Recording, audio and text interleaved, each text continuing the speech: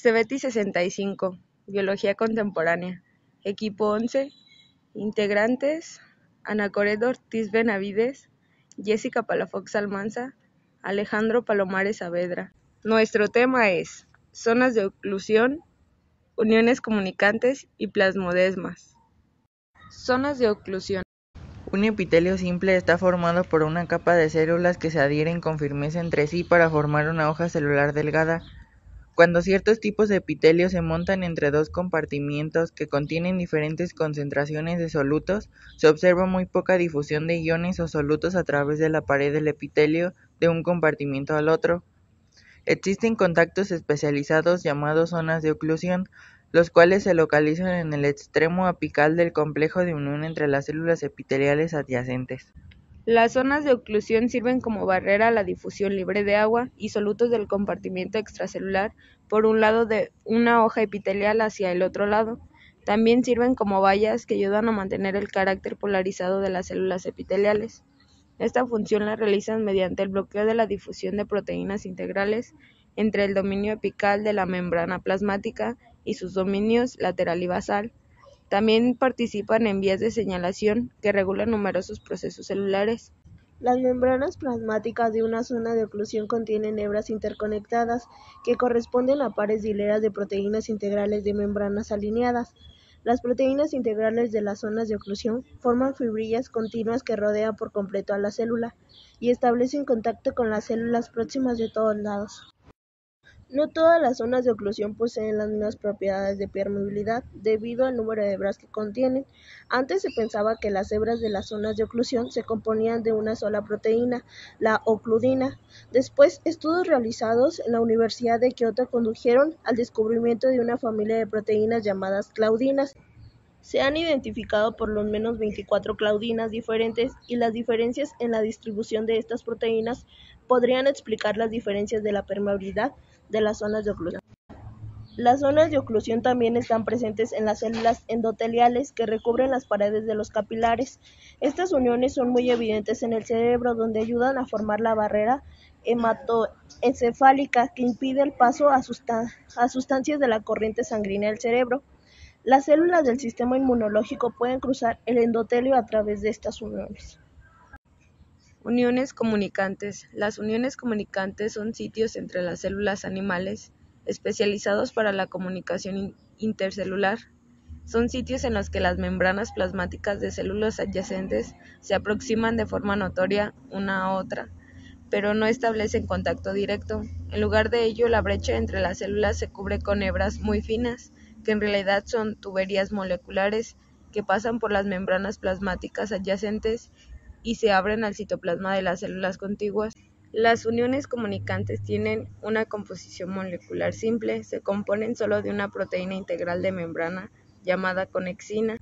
Las conexinas se aglomeran dentro de la membrana plasmática como un complejo de múltiples subunidades denominado conexón que cruza la membrana.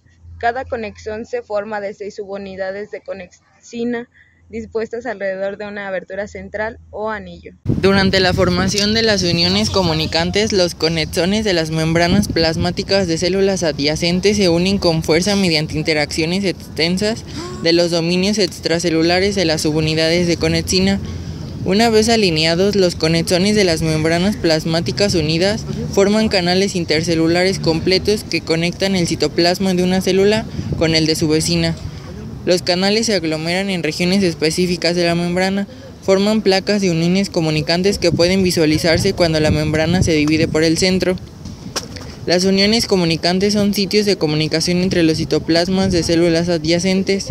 Los canales de las uniones comunicantes son controlados y es probable que el cierre del canal esté controlado sobre todo por la fosforilación de subunidades de conexina. Las uniones comunicantes intervienen en la estimulación de la célula muscular cardíaca o lisa. La contracción del corazón de los mamíferos está estimulada por un impulso eléctrico generado en una pequeña región del músculo cardíaco especializado llamado nodo sinoauricular, que actúa como el marcapasos del corazón. El impulso se propaga con rapidez cuando una corriente de iones influye por las uniones comunicantes de la célula miocárdica a otras. lo que hace que las células se contraigan en sincronía. De igual manera, el flujo de iones por las uniones comunicantes que conectan las células del músculo liso en la pared del esófago o en el intestino permiten la generación de ondas peristálticas coordinadas que se mueven por todo el largo de la pared. Las uniones comunicantes ponen en contacto citoplásmico estrecho a muchas células de un tejido. Esto tiene consecuencias fisiológicas de importancia porque varias sustancias con intensa actividad reguladora, como el AMP cíclico y los fosfatos de inositol, son lo bastante pequeñas para caber por los canales de las uniones comunicantes. Como resultado, las uniones comunicantes tienen la capacidad de integrar las actividades de las células individuales de un tejido para que funcionen en comunidad.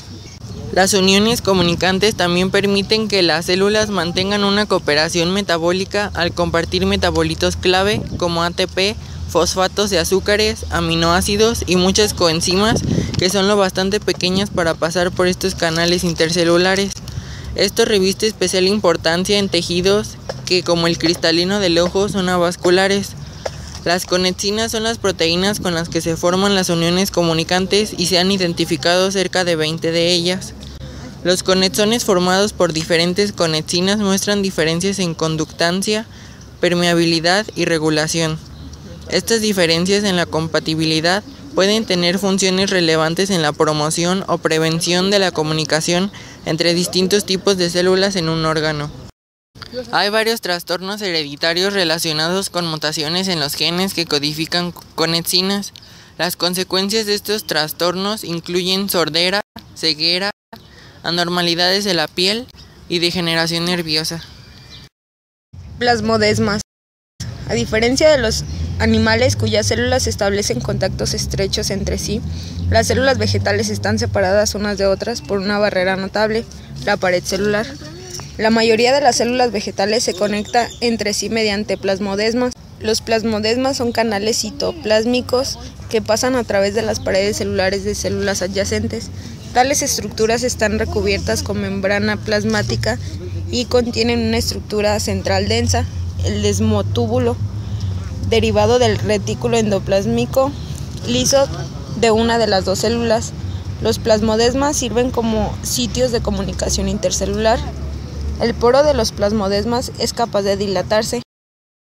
Las paredes celulares vegetales tienen muchas funciones vitales. Las células vegetales desarrollan presión de turgencia que empuja contra la pared circundante. Como resultado, la pared da a la célula su forma poliédrica característica. También protegen a la célula contra el daño por abrasión mecánica y por patógenos, además de medir las interacciones entre las células.